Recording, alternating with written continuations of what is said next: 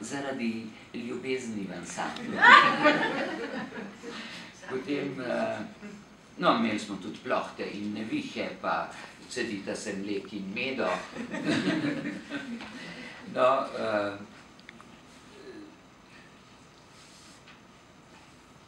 ja, tale je bila pa tudi moja, da sta si predsednika izmenjala zdravnici,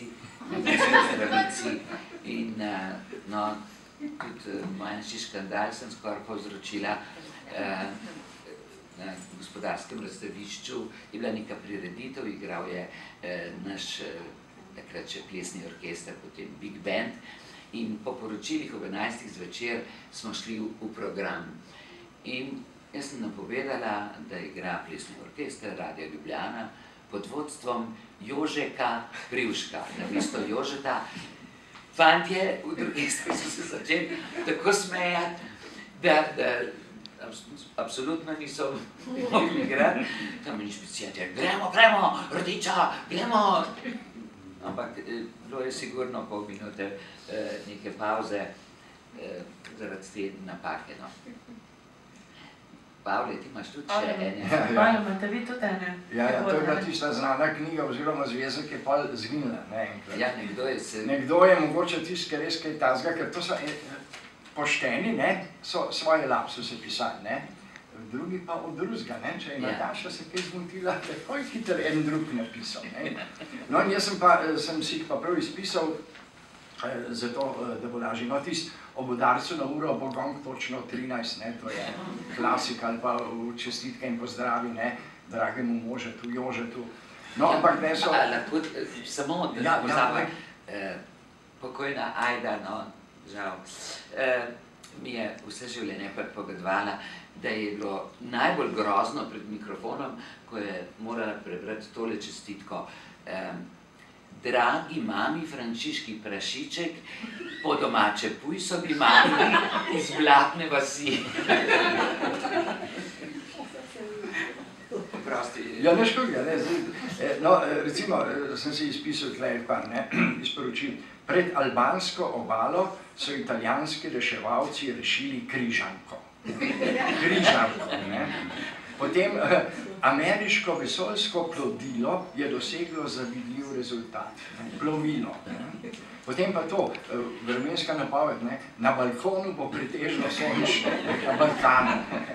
No, pa ta zaradi ljubezni v ansamblu, ki je že Nataša povedala, pa še en stvar je v tem, to lahko Nataša potrdi, da marsikdo, ko to pove, se ne zaveda tega lapsusa, pa ne verjame ti pa to rekel, da nisem, no in en tudi ni verjel, pa smo snemali in sem mu zavrtel in potem je verjel, ker je rekel, da v Bruslju sta se slovenska predstavnika srečala s kolesi.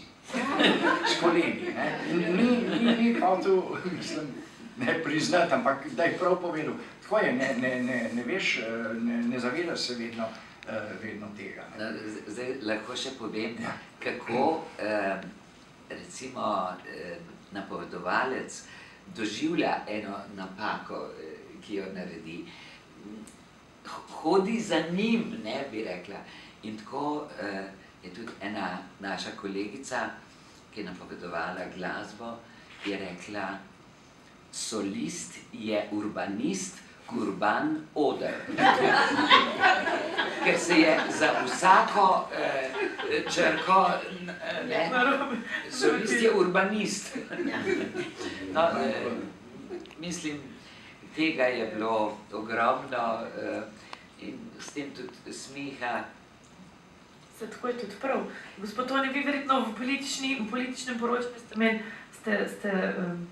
bi bila takšna napaka lahko imela kakšne drugačne posledice, ampak upoštevajte, da ste v bistvu veliko večino svoje kariere preživeli izven domovine. Nazadnje ste v bistvu dolga leta živeli v Italiji. Kako je bilo v Italiji? To je naša soseda. Tam ste bili v času Silvija Berlusconi, ko si predstavljali novinarsko, precej zanimivo, pa me zanima, zdaj, ki pogrešate Dolce Vito pa italijansko pašto? Ne nič, ampak moram prej še povedati, da mi dva z Natašo smo ogromno presodela skrb v televizijskem dnevniku, tako da teh zgodb smo imeli tudi enkrat na CNN snemal. cel čas in so imeli bolj prispevk o tem, kako in so rekli, Madonna sta profesionalca, in se nama je tako fajn zdel. No, v glavnem, jaz sem bil v glavnem v tujini 28 let, sem bil dopisnik, z Jurijem Gostinčičem sva ugotovila, da 4 leta več kot on. Jurija sem omenil, leta, mislim, da je bilo 73, je iz Amerike prišel, on je bil za nas oče, Bog in sveti duh, mislim vse. In smo ga res spoštovali, vsega še danes, smo bili prijatelji do konca. In ga pripeljajo in prav, Drago Košmerl, pred z njim useta se v studio in naredi to oddajo. Sem rekel, prosim, uset se ga poznaš, saj veš, nič vprašanj. Vnaprej greva, sva naredila perfektno, spadli pa smo gledali, so posneli tudi, drugače sva šla v živo. In jaz sem bil čist iz sebe od treme z Jurijem, to s politiki, ki so mi rekli, z Mitjo Ribičičem se nisem nacekiral, ampak ko so pa rekli, da moram iti z Jurijem, je bilo pa konc. Pa je pa minil, ne vem, 20-25 let, pa smo lumpali za en rojsten dan, njegov moj, ne vem, kjer je bil. Sem rekel, Jurka, koliko sem bil jaz iz sebe, ki sem moral tebe intervjuvati. Kva ti? Tebi je bilo fajn, ti skrat klepetov. Jaz sem pa umiral, sem rekel, kako ste umirali. Prav, jaz enkoli v življenju brez trotl bobna nisem bil pred kamero. V Ameriki sem delal vse na trotl boben. Prav, ti si pa tako sprašval, da tudi če bi imel trotl boben, mi ne bi koristil, ker sva klepetala, ne? Se zato je bilo dobro izpadati. Prav, tako da ne se sekirati, prav, perfektno je bilo, prav, ko sem bil ti sproščen, pa sem tudi jaz po njih parih minutah, prav, sem vse prišel, tudi mi nismo vedeli, on je bil skozi trotl boben, mi smo imeli pa tistega, se ga spomniš, ki je pol crknul, pa je bil en od urednikov, pa rekel, da je tega hudiča ugasil, ni vedel, da je v živo. Oprosti, da, to je bilo samo za novinarje, voditelje. Mi, napovedovalci, smo imeli samo tekst, ne, vi ste kot govorili na pamet, mi pa... No, jaz sem, to sem danes že tam vdaji priznal, ne. Jaz sem bil zelo neubogljiv, tudi sam do sebe, ker sem tudi urednik vdaje. Jaz sem imel trotl napisanega, ampak med oddajo sem si premislil, pa sem govoril nekaj drugega. In realizatorji so me hoteli v žlic vodo tudi piti, ne. Angelca Dečman, se spomniš, je bila ta prva, ki je rekla, imate probleme, ker nimate posluha, je rekla kolegom. Prav, zakaj? Ja, prav, vse gre on z glasom dol, ko nakaže, da bo imel konc, prav, in ti sam, ki bo začel je dol, 1, 2, 3, 4, 5, pritisni in glih 5 sekund bo še. In s tem je tudi meni, to sem jaz res delal, sam nisem niti zavestno. Ja. Tako da, no, drugač pa gremo k temu Berlusconiju. Berlusconi je bil zlata jama, zlat človek. Če ne bilo Berlusconija, bi mene dopisništvo tam hitro minilo. Berlusconi je vsak dan dajal kruh in vse ostalo, tisočem dopisnikov. Ko je Berlusconi padel, je bilo hudo, je bilo zelo težko, ker kar naenkrat Italija ni zanimala nikogar. Videla so te spomnila za Berlusconija, smo mi delali od začetka 70 v Kopru, smo morali dnevnika delati mulci, smo morali glih te prej omenjeni Jure Pengovki, ki Brgant, Uroš Lipušček, pa jaz smo morali te hoditi po en mesec, 6 tednov in si moral biti v Kopru in si pripravil dnevnik v slovenščini. Silvano Sav, ki je zdaj politik v Italiji, je to prevedel v italijanščino, potem kot Špiker prebral in Jože Cegnar in Janko Tedeško sta to opremljala. Janko Tedeško je bil pa direktor. Včasih je bil Udvoc, pa bil pa prvi direktor cerkvene televizije. No in tako smo z Berlusconijem začeli in tam smo tega gospoda, tam sem ga jaz prvič spoznal, smo videli enega pajaca, ki je imel tako visoke pete. On je imel tako visoke pete in takrat so se še videli, zdaj se ne vidijo več, zdaj znajo tako narediti, da se to ne vidi. Takrat so se pa te pete videle in sicer široke, ampak zelo visoke. In smo še rekli, pa je to za en pajac. Pa so rekli, to je pa en gradben podjetnik iz Milana, ki je denar dal za vse tole. Vse ga je dal tudi za to bajto, ko smo oni pa dali nekaj. Ne? Skratka, to je bil človek, ki se ga moramo spomniti, ker Ja, pa se spomin, oddajnike gradili po Italiji. Ja, se je on dal denar za to. Ja, to je on jih je gradil, mi smo se pa delali, da so naši. Tega pa niso povedali. Ja, jaz sem to vedel, sploh sem tam delal. Jaz sem na takrat v delavskem svetu. Ali pa sekam, jaz nisem bil nikoli v delavskem. Mislim pa morala biti. Jaz sem bil pa predsednik, no pa ni bila res.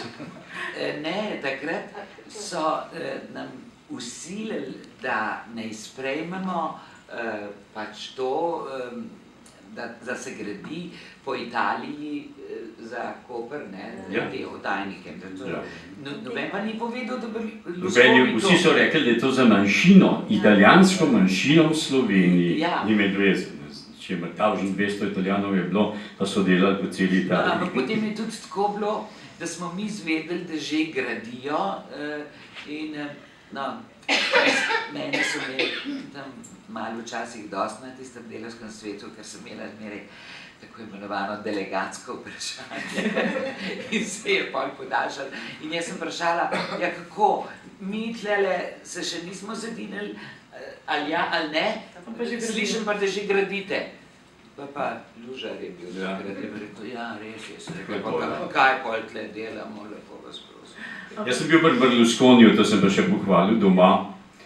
Janez Drnovšek me je peljal s seboj, predsednik Drnovšek, me je peljal k njemu domov s seboj. In ja, zdaj že ni več to bunga, zdaj že 80 let ste. No in je, ali pa še, kaj pa veš. No in je, stopimo, a se spomnite Janeza Drnovška, ki se nikoli ne smehnil pa tak. Takrat sva pa naredila oba, da sva se komi zadržala, sam spogledala sva se, prišel je brez pet in predvsem je imel na sveže, naflancane lase. To so jih Titu, so jih veliko boljš delali, so najbolj delali zelo te pravi kirurgi, Tito je imel tudi naflancane lase, ampak se to ni tako opazil. Ta je imel pa, a je bil kdo na kmetih doma, kako se pesa naflanca prav, no, točno tako je imel, pa še vse rdeč okol, ker je bilo na novo, vse pošita, in si ni nič mogel pokriti, zato ker je bilo sveže, Vse je bilo drugače pol v redu, tudi pogovori, vse je bilo čist neformalni, Takrat ni bil predsednik, takrat je nekaj vmes dol padel, pa je pa spet nazaj prilezel, tako da je bil privatni obisk, v njemu. Ampak sva zdržala do konca, šele pol sva ven prišla, sva se začela režati, mislim, in sva rekla, Madonna, dobro, da sva zdržala, ker on, ki je bil tako velik gospod, pa ga pa tam vidiš s to naflanceno bučo in pa... Ja, se je bilo hujške še labaj, zdaj se to je bilo v bistvu, najbolj še bilo vneta, malo, zato tudi ni smel pokriti, ker je bilo sveže. Sej lepo, da je sprejel kljub takemu stanju. Sej pa je šlo, kaj, tiste punce pa mu bomo pridušili, Sej jih ni bilo veliko, to jih je bilo po 20 v vrst, pa kaj, pa je to tacga. Sej je bil zelo bogat, zdaj ni več toliko.